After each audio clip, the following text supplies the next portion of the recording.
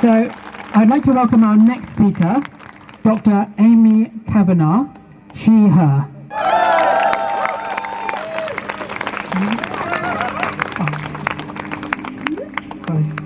There we go. Hello.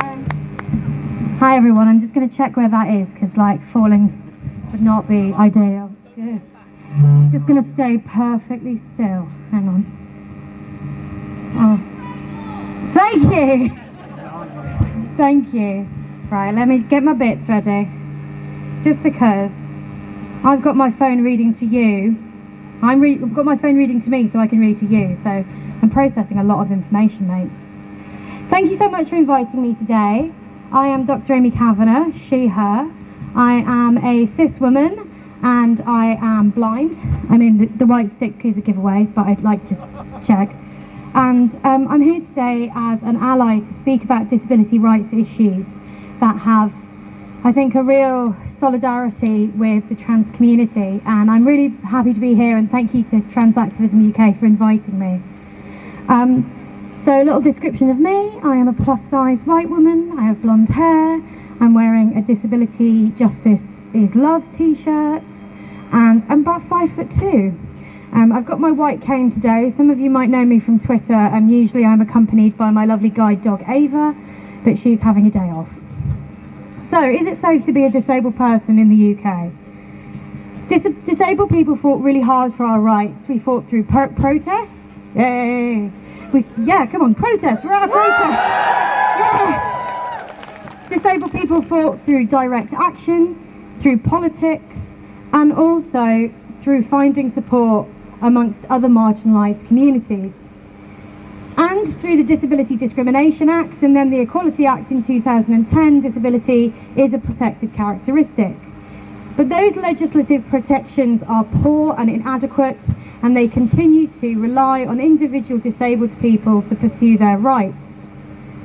So after, one second, how it's reading to me, so I'll read to you.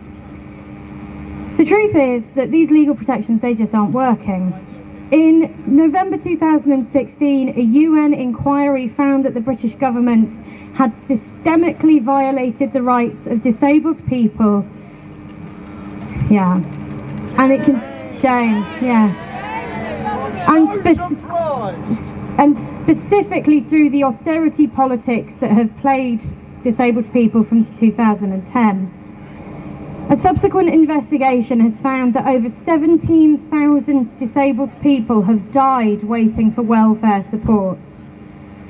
And in 2021, there were over 9,200 disability hate crimes reported to the police in England and Wales. That's about 25 disability hate crimes per day. And half of them are classified as violent. So that means with a weapon or some form of assault. Yet, just 1% of disability hate crime cases have been prosecuted by the CPS. Disabled women are twice as likely to experience sexual assault than non-disabled women, and yet only 1 in 10 refugees in the UK are wheelchair accessible. Social care remains woefully underfunded, with currently more than 500,000 older and disabled people waiting for vital social care services to help them dress, eat and take medication. The cost of living crisis is going to hit disabled people the hardest. Disabled people are more than twice as likely to be unable to heat their homes, and they're nearly 3 times as likely not to be able to afford food. And during the pandemic, and the ongoing pandemic, it's not over, 6 out of 10 deaths have been disabled people. Yet the public were constantly told, oh, it's only vulnerable people, and it's only people with underlying health conditions that died. So that's how safe it is to be in the UK, where even your death doesn't matter. So I'm also here to talk about the solidarity between disabled and trans people, and especially the interconnected oppressions that we face of ableism and transphobia. So just a quick bit of dictionary. Disableism functions as a system of ideas as well as cultural and economic practices and social practices which discriminate against disabled people. But disableism is rooted in ableism, and crucially, ableism is rooted in which bodies are acceptable and fit to participate in society. Disability is still viewed through a medical model. It's understood through impairments and what you can and can't achieve, what characteristics your body does or doesn't have. And there is an emphasis on fixing disabled people, that disabled people need curing because something about their bodies isn't right. It's weak, it's not normal, or it's broken, or it's unacceptable. And this is because ableism operates from the premise that there is a normal body. There is an assumption that having a normal body is standard in the UK, rather than recognising that a quarter of the population are disabled. One of the most common questions I get, usually from a cabbie, I'll be getting in the cab later, I would put £100 on getting this question, is, were you born like that, love? Were you born like that? Because disabled people are constantly asked about our bodies and how they function.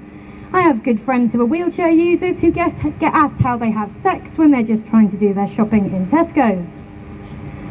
And fundamentally, I believe that there is a tangible parallel between this ableism towards disabled bodies and the gender essentialism of the gender critical movement. Neve Timmons, an American academic, has powerfully described how many trans women have been considered disabled throughout history and treated as sick and in need of curing. And this is a really common thread that we all see in GC arguments. Too often there's these throwaway online debates about trans people being mentally ill. Yet the horrifying reality, as we all know, is that this is used against trans people to inflict violence across the globe. In her infamous essay, J.K. Rowling linked the alleged pressure for girls to transition to the increased diagnosis of autistic girls and women. And this is repeated again and again and again. And these arguments, they rely on ableist narratives, that the disabled people are vulnerable, that we're lacking capacity, that we can't understand our choices about our body or our gender.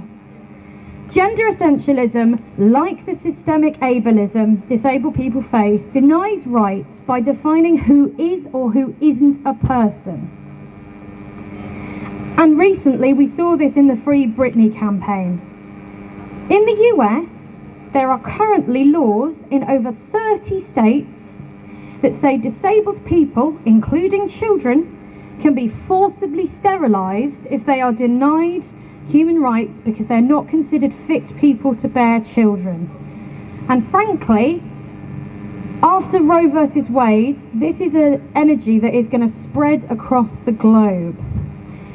And those rights of whose body is good enough to have children is something that I believe the trans community and disabled people share.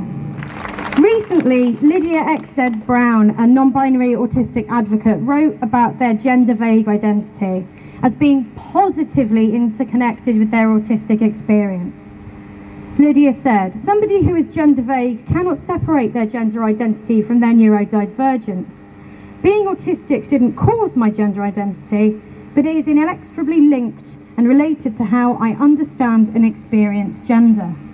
Because like Lydia says, for many disabled trans people, their disability, their impairment, their condition is an important part of how they live and express their gender.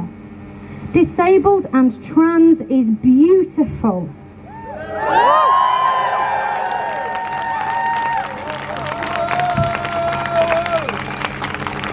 And I'm here to celebrate and stand in solidarity with all my trans disabled siblings. As a disabled woman, it is still a radical act for me to be joyful in my disability.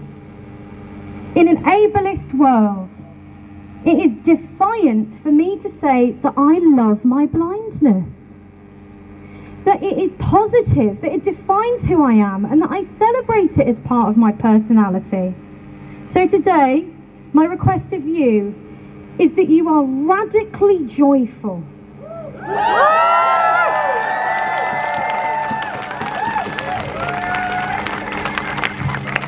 Because society is telling us that we shouldn't be happy, and that we shouldn't be proud, and that we shouldn't love who we are.